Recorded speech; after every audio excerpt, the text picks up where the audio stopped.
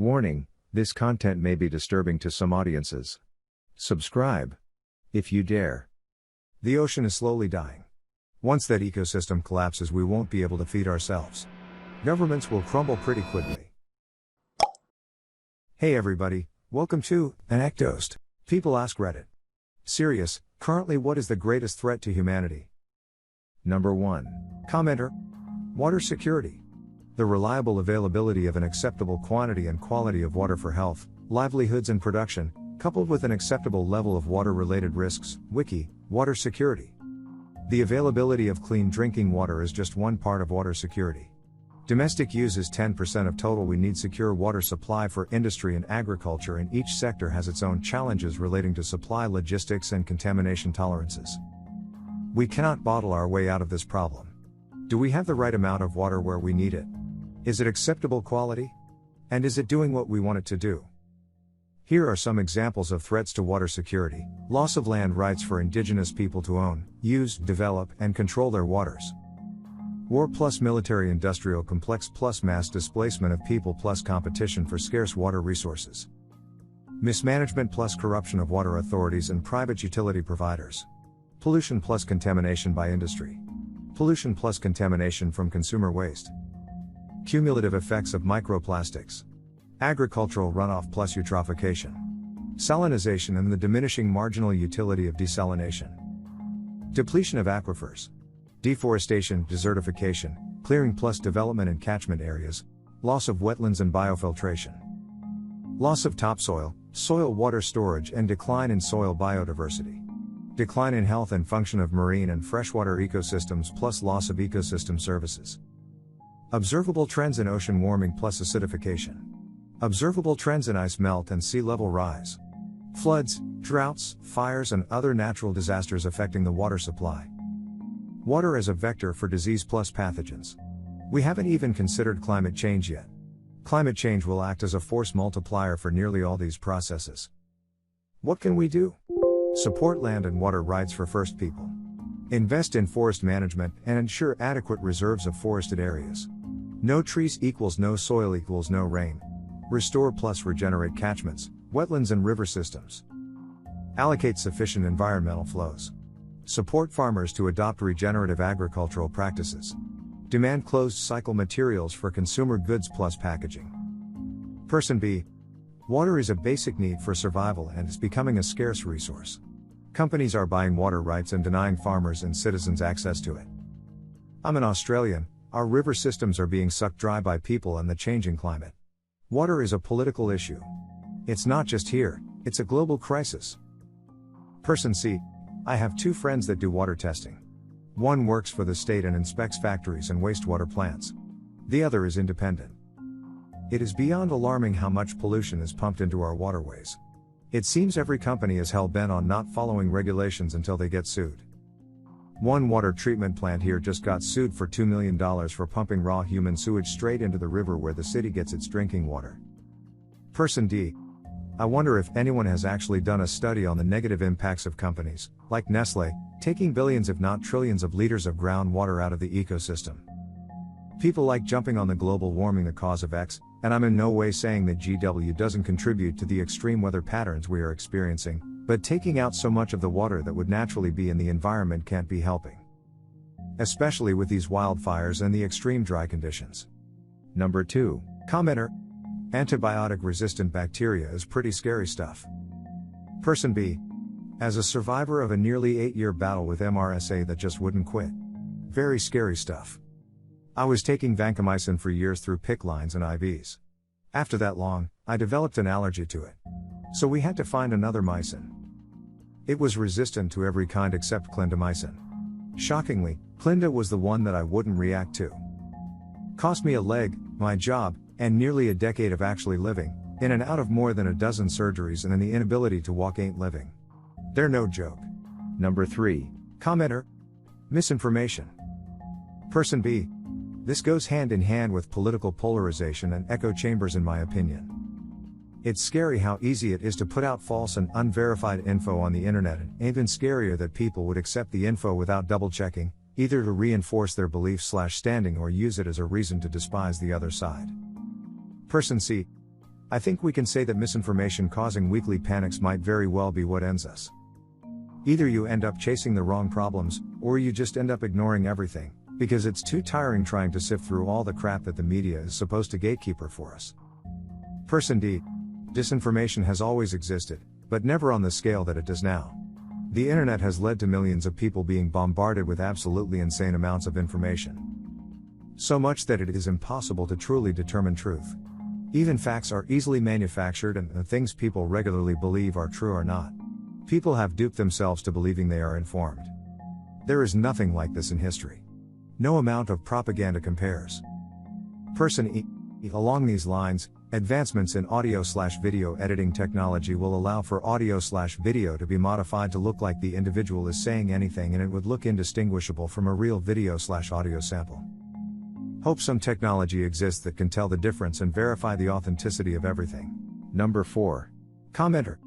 The ocean is slowly dying. Once that ecosystem collapses, we won't be able to feed ourselves. Governments will crumble pretty quickly. Person B. 70% of the world's atmospheric O2 comes from phytoplankton. If those green phytoplankton blooms die out, we start to suffocate. Person C. The biggest problems would be a dramatic shift in weather patterns along with a collapse of the food chain. It would cause mass extinctions on a huge scale, humanity likely included. Person D. This needs to be higher, it's not even really that slow. I learned in college that the ocean has absorbed so much CO2, the ocean is a giant carbon battery, that it started to slide towards acidic. Once it reaches a certain point, any animal that requires calcium to form a shell won't be able to, which includes a huge portion of the food chain that supports humans. Like you said, it will collapse, and it will be sudden and almost violent. Person E. Oceans and other ecosystems.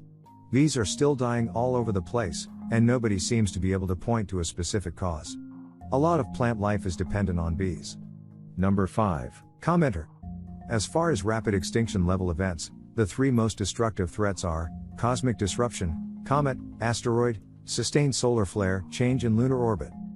All unlikely, but could do anything from vaporize the planet to render half the world's population, crops and technology useless. Airborne, contagious, lethal virus, could come about at any time and, if it had an incubation period of, potentially 7 days, could spread to 6 continents within 24 hours before even being detected. We tend to presume that modern medicine can overcome or contain all threats to public health. This may not always be the case. When carried out to infinity, nature will get in some good hits on humanity. Let's not forget there are people who dedicated their lives to coming up with the most lethal hybrids of the worst biological threats known to man. Thus far, these threats have remained contained. Global thermonuclear war, we are past the era of duck and cover, but there are systems in place that would mean even an accidental nuclear launch or a rogue attack by a terrorist group that commandeered a remote missile launcher could start a chain reaction because our command and control systems are obstinate, self-reliant and still on hair trigger alert. If all warheads were used with mass casualties as the goal, half the world's population would die within hours. Many of the remaining half would likely die within the next decade due to radioactive fallout and a breakdown in food distribution systems. Everything described is unlikely, but we indeed have made enough warheads to decimate humanity if we wish. More gradual changes, the end of fertility, there are an increasingly high number of men and women of good health who are otherwise unable to have children. Some argue this is a result of gradual increased exposure to radiation, from flying to computer use. If this trend continues at this pace, for centuries, we may see an era where humanity is simply unable to have enough children to sustain itself. Weather or agricultural disruption, drastic changes to precipitation, pH levels, or amount of sunlight due to more or less cloud cover in specific regions could alter global food production networks such that we'd see mass starvation and perhaps wars over everything from water to arable land. Theosocial revolution, if global charismatic protected leaders arose and gained worldwide followers, preaching that our Creator wanted us to either kill all non-believers or persuaded the population that suicide was essential to salvation, humanity could ultimately eliminate itself, we would have a problem. Artificial intelligence is also worth monitoring, but I have yet to see any evidence of a system that could achieve singularity or become self-aware to the point of wanting to destroy humanity before humanity stopped it. Person B.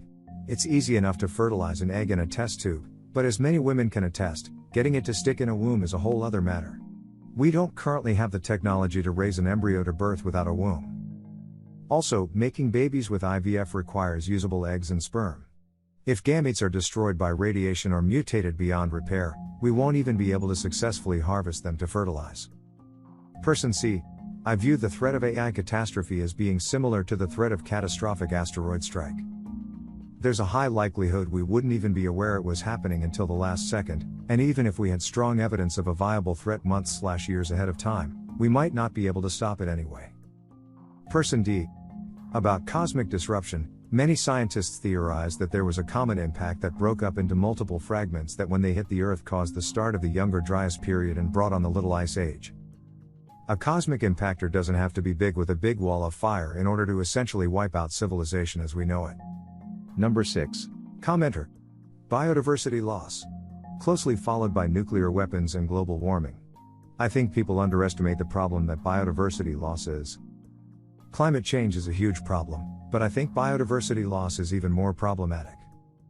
There is a total collapse of insect populations, and we begin to see a huge decline in bird populations. Other species will 100% be impacted, and I don't want to admit it, but it'll sooner or later impact food production, and that's where people will realize that shit hit the fan.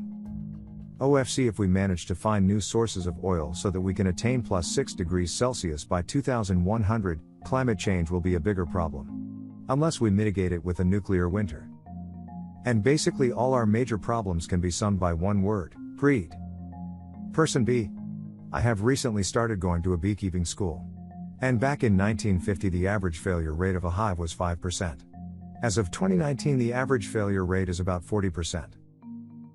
That is effing absurd that nearly half of human-kept hives are failing. I was also told that most of the hives out in nature fail. It's crazy that we as humans know what we need to do exactly to keep bees, but still 40% of the hives we have die off. Person C. I'm a biologist. Many people don't really understand how important insects are in our ecosystem. Almost everything that lives in a terrestrial ecosystem depends on insects to survive, either directly or indirectly. The current global collapse of insect populations is so incredibly terrifying. Number 7. Commenter. Cumbre Vieja volcano on Canary Islands is probably the most pressing threat that nobody talks about.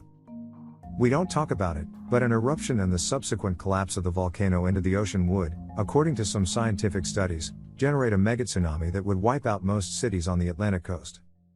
Person B. As far as I know, the volcano has a whole side that is ready to slide into the ocean. It's not a mere earthquake, or a volcano that just spits out stuff upwards. This is like putting your open palm inside water and pushing. It's a different motion that causes incredibly huge tsunamis similar to the one in Alaska that it was like 1,720 feet, that is approximately 500 meters tall. Number 8. Commenter. Excess consumption of resources versus the planet's ability to produce and recover. We consume more than we can produce. Which means any disaster could tip the scales into a deficiency. Too much and you would get a collapse, without compensation. Person B. I mean, we are even running out of sand for God's sake. I fully support birthing laws and dietary restriction laws at this point. I know that won't fix everything, but we have got to start somewhere. But if that happens, there will also need to be laws that require major monetary and executive repercussions for major corporations that bring harm to the environment. Make sure to share your personal story in the comments below and have the opportunity to be featured in a future video. Also, if you like these topics, don't forget to like, subscribe, and hit the notification button to continue seeing more content like this every day. See you next time.